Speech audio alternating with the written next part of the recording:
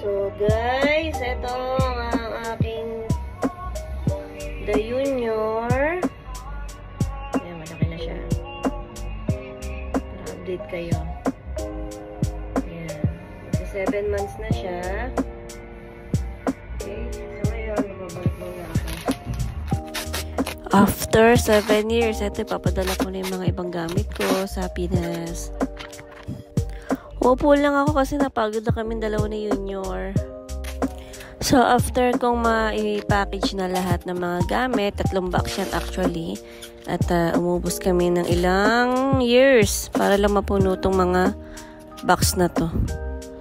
So, ayan, model muna ang peg. 7 months, peggy.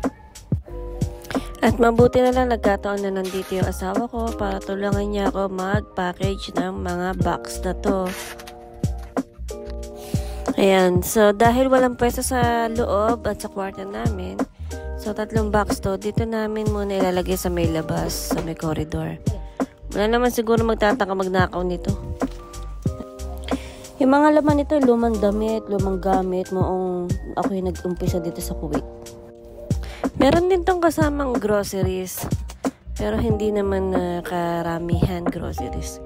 Actually, nagbawas lang talaga ako ng mga gamit. Nakita nyo naman, no?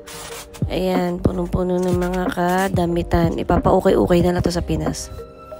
So, ito, re-ready ko na rin yung address ng package para doon na dumating sa bahay namin kay nanay.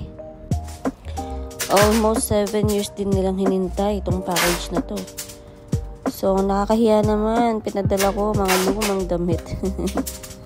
Sorry, family. Pero actually, may konting grocery naman to. Siguro sa susunod na lang na pagpapapackage ako, ipupunin ko na ng grocery talaga. Promise yun. Kasi alam ko naman, pag nakuha na itong package ito, madidisappoint sila. Kahit ako mismo na nagpadala, na-disappoint ako eh. Pati yung asawa ko at kapatid ko.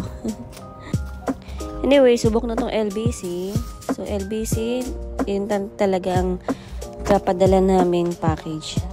Kasi subok na at saka pinagkakatiwalaan ng lahat. So, ito na dumating na at nagpa-schedule na ako dito sa LBC. So, pipick upin na nila yung 3 box. Yan, pinapackage na nila, packaging to secure na yung package natin is maayos at madadala sa Pinas na maayos.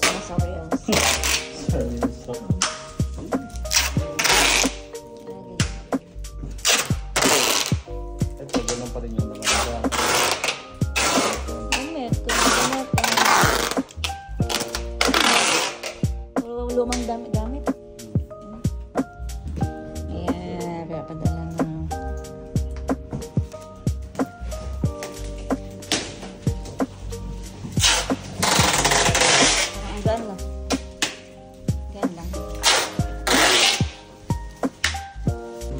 So, bye-bye mga box. Sana makarating kayo sa Pinas na maayos. So, ayan. Nagpaalam na ako sa 3 box ko. Bye-bye box. See you in the Philippines with my sister Aiza.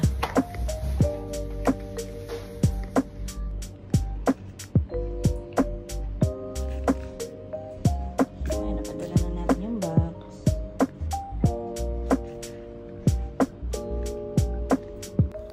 So, ayan, ang binayaran ko lang naman sa 3 box is 54 KD na nagkakahalaga siya ng 9,720 pesos. Ang isang box kasi na large is 18 KD. So, 3 box yung pinadala natin. Kaya umabot siya ng 54 KD. So, parang mas mahal pa yata yung pinadala ko kaysa sa laman ng box.